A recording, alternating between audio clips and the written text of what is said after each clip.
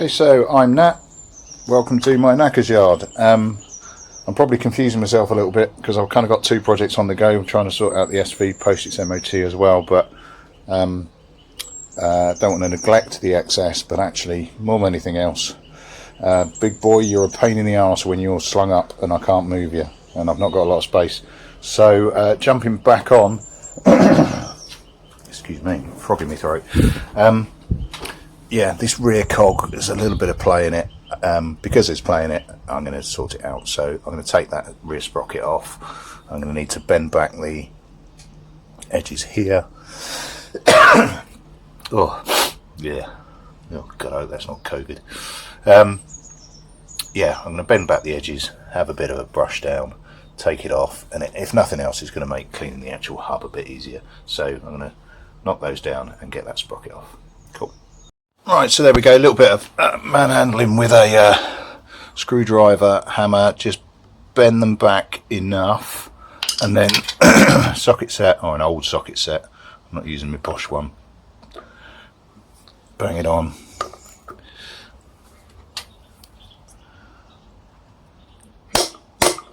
Start doing this one-handed. Bit of a tap out and you'll just flatten them back out. So while I've got the socket set, just undo them, get that sprocket off. Right, and moving on with the strip down, on the last bit is the drum brake and the arm. Try and get you in focus there. I've made a little scratch to mark where I am. If that comes off, Nat, for your memory, see that little dot on the actual arm itself, on the pivot itself?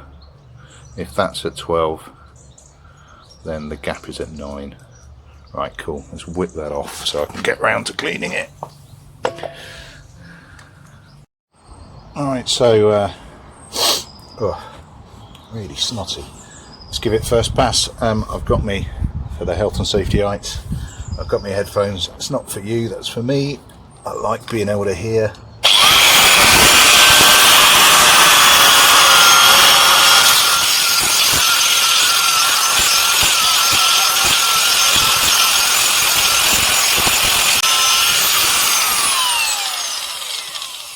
Okay, so first pass, and that's looking better already. Happy. Give it another go. It's just slathering on the mothers, which I can't. I honestly can't say good enough things about. It is great stuff. And the result that people get from this technique, people better than me, is incredible.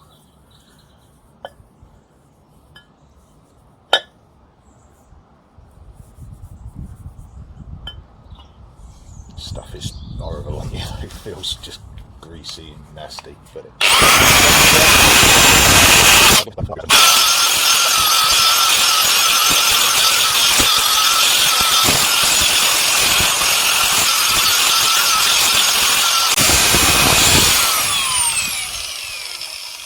see if I can clean off those marks with a bit of rubbing alcohol and see the little bits that I need to dig into a little bit more.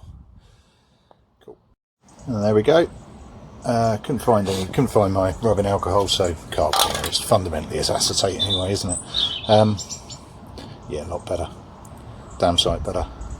Might just give it one more go with a different mop, just to get around the edges that I can't get to.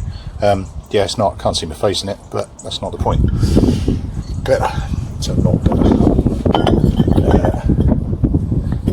Yeah.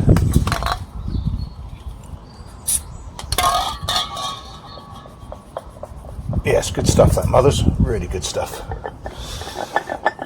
Right, what am I going to do? I'm going to bang some Balgom on it, just to protect what's there so it doesn't just flash rust, and that'll do me for that. That's considerably better than was. I could rub it down, I could go through it, but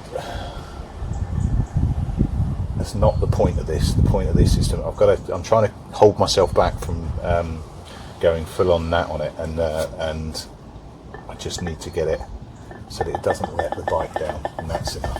Right, cool, be right back.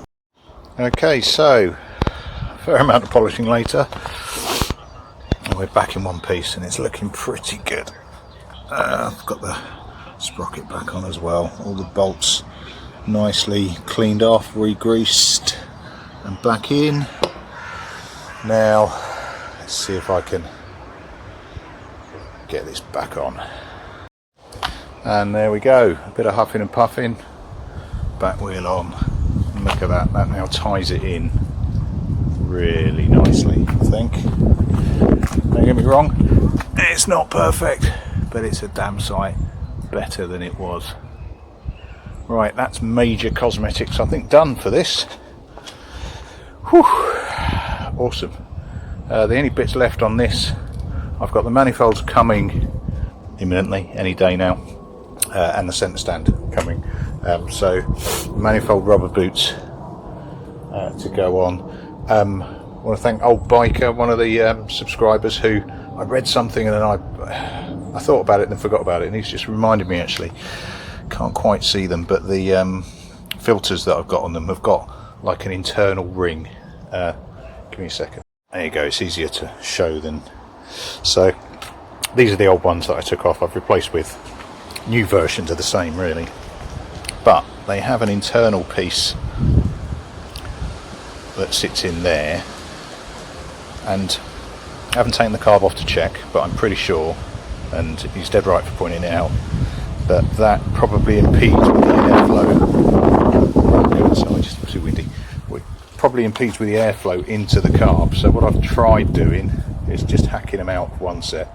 It really ruins their structural integrity, but these are shagged ones anyway.